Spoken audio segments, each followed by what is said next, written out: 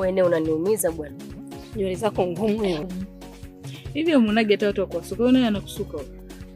Basi njoo nisuke. Mke wangu.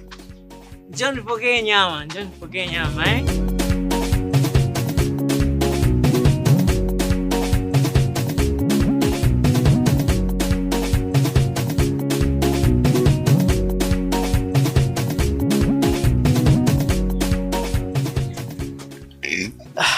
Sasa hizo nyama hakikisha unazipika vizuri, tunaenjoy, tunajilamba. Kama unavyojua, raha ya pombe, nyama, sawa? Na pilipili kwa mbali. Za size jamani. Salama.